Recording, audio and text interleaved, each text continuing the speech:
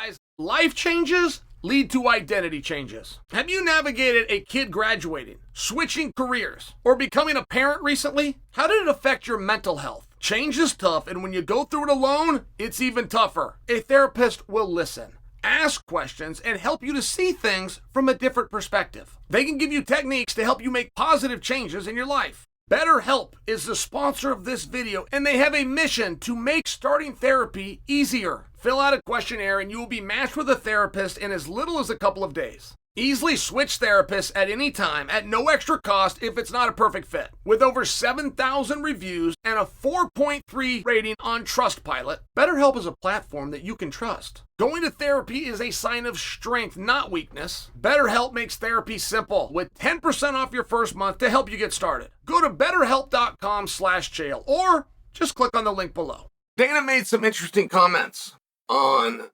Jon Jones. And that fight with Aspinall is still very much at play. And it's not as much by what Dana said as it's equally as much what Dana didn't say. Dana is not to the point yet where he's angry. If you have an organization that creates championships and you make somebody champion and a whole bunch of wonderful things, such as a whole jackpot full of money comes with that, and you're not the most grateful guy, you're the most unleashful guy. The guy that got and was given and has the most is the guy that's absolute most difficult for you who got it for him to work with. Things are gonna get off the tracks. And Dana was talking with our old friend Jim Rome. And Dana said, listen, I got 2 more weeks to work on this fight. I think Jon's going to fight him. I can't think of a reason Jon wouldn't fight him. Jon is not scared to fight anybody. Jon has never been scared to fight anybody. That all sounds right. That all sounds right.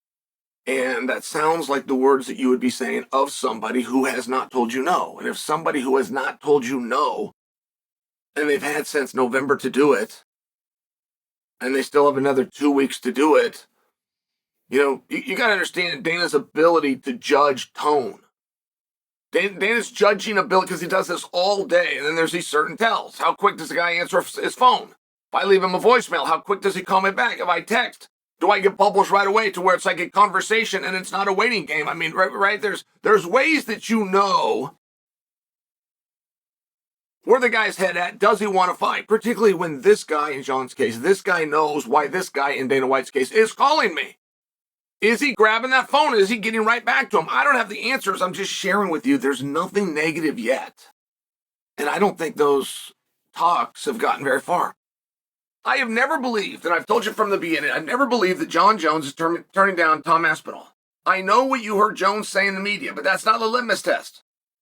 The test is when that phone rings, and it's somebody on the second floor of the Ultimate Fighting headquarters that tells you a venue and a time. That's the call. Your response to that call, and that call alone, is what decides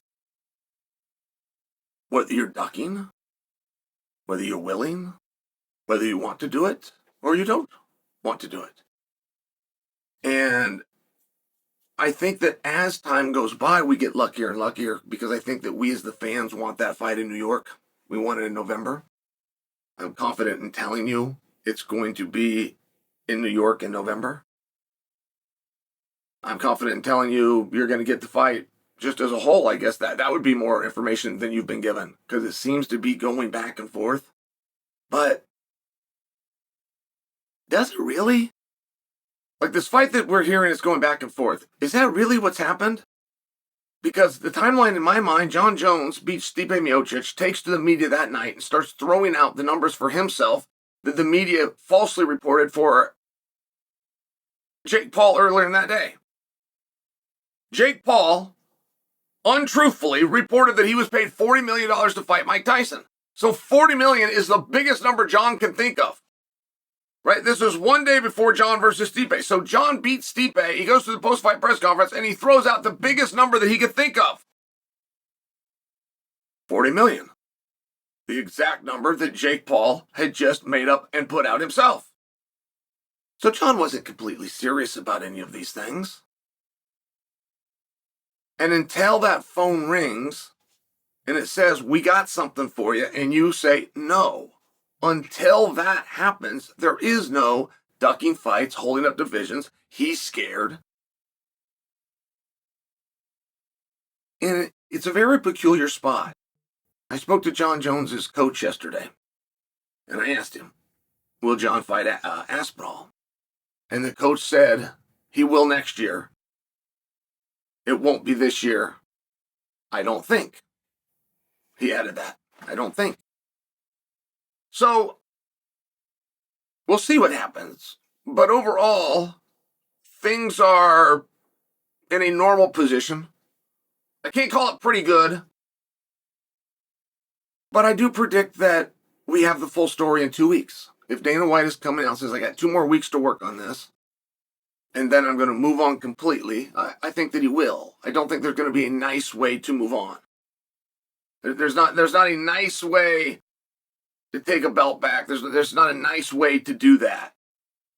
But we're not there yet. And according to Dana, we won't be there for at least 2 more weeks.